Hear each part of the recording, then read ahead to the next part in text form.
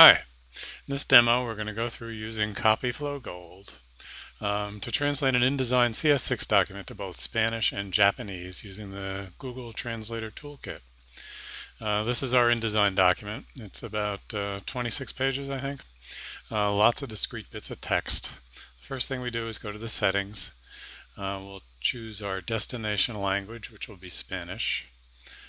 We don't have to change any of these other things. We bring up the CopyFlow Gold panel, click Export, select where we want to put our text file, and away we go.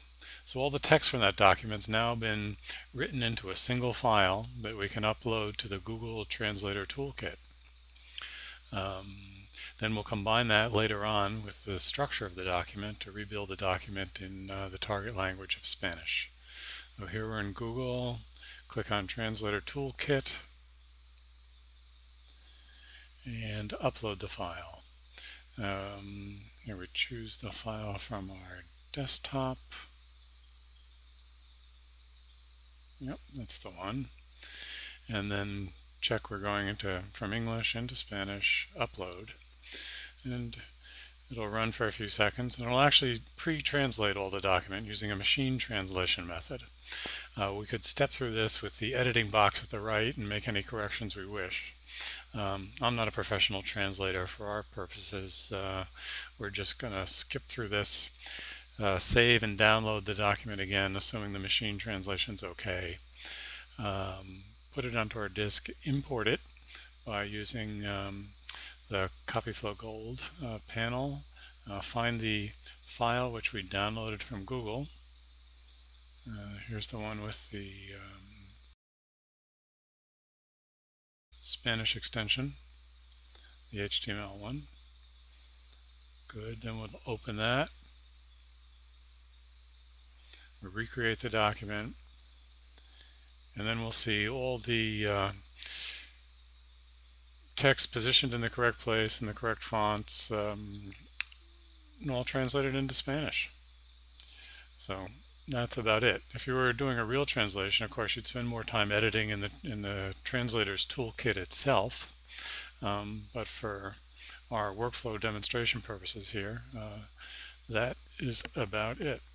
The next, we're going to pick another document and show you the translating of that to Japanese. That involves one or two extra steps, since Japanese uses a different scripting language. So the first thing I'm going to do is look at the fonts. And what we have to do is replace some of these fonts that don't have Japanese characters in them with a font that has the Japanese character sets. So we're going to pick Minchin Pro here.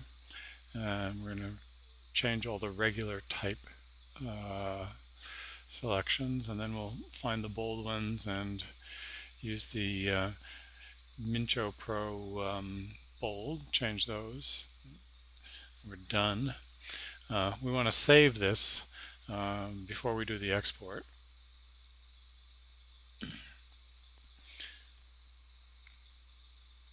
We also want to go to our settings. Yes, we've established that we're exporting to Japanese. We'll save that, and then we can do the export. So now we export all the English text into an HTML file, which we will then upload into the Google Translator Toolkit. Again, opening Google, selecting Translator Toolkit, clicking on the Upload button. Once again, it'll automatically do a machine translation when we first open it. Here we are selecting the file. Confirm that we're going to rename it with a Japanese extension and upload.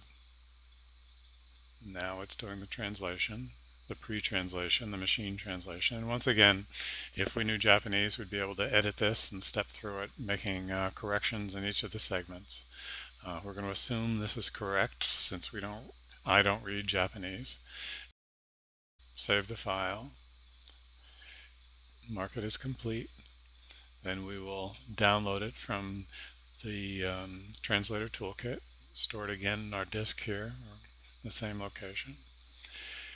So then it's a matter of importing this translated Japanese text and marrying it with the structure we have stored on this machine. So we open that file with the CopyFlow Gold, and the Japanese text is automatically read into the InDesign structure with all the bits of text in the correct place, and hopefully all translated into nearly lovely Japanese.